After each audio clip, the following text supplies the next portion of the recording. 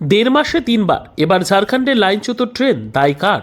দুর্ঘটনার কবলে হাওড়া থেকে মুম্বাইগামী হাওড়া সিএসএমটি এক্সপ্রেস।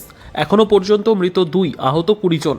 তবে উদ্ধার কাজ এগোনোর সঙ্গে সঙ্গে মৃতের সংখ্যা বাড়তে পারে বলে আশঙ্কা করা হচ্ছে। মঙ্গলবার ভোর 3:45 নাগাদ ঝাড়খণ্ডের চক্রধরপুরের কাছে হাওড়া সিএসএমটি এক্সপ্রেস দুর্ঘটনার কবলে পড়ে। রেল সূত্রে জানা গিয়েছে, ওই এক্সপ্রেসের মোট 18টি কামরা লাইনচ্যুত হয়েছে, যার মধ্যে 16টি কামরাই যাত্রীবাহী। দুর্ঘটনার জেরে ওই লাইনে যাতায়াতকারী একাধিক এক্সপ্রেস ট্রেন বাতিল করা হয়েছে। যাত্রীদের সুবিধার্থে হাওড়া স্টেশনে চালু হয়েছে হেল্প ডেস্ক। পশ্চিমবঙ্গ পুলিশের তরফে একাধিক হেল্পলাইন নম্বর চালু করা হয়েছে। দক্ষিণ পূর্ব রেল সূত্রের খবর, বাতিল হয়েছে Howrah Kantabhaji Ispat express, Howrah Barbil Janshatabdi express, Ispat express, Tatanagar Itwari express, LLT express, Howrah Yesvantpur special up down, Tatanagar Ernakulam, CSMT Mumbai, Howrah mail.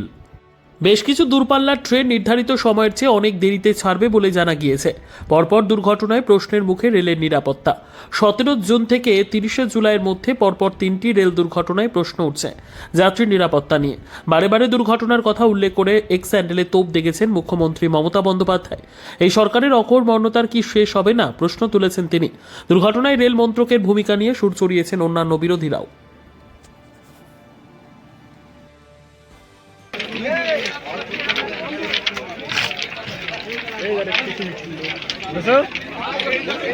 কিছু হয়েছে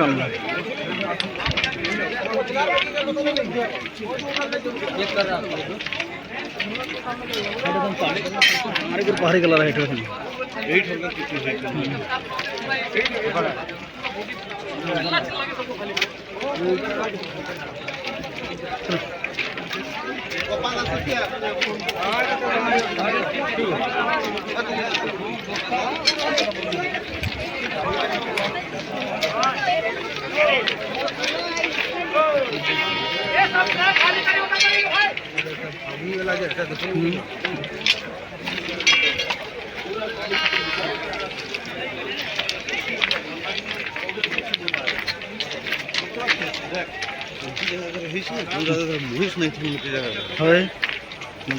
ভারী গেল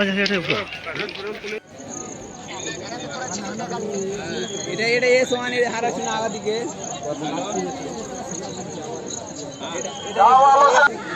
এমনি নরমাল কল মানে ভিডিও কল করতা নরমাল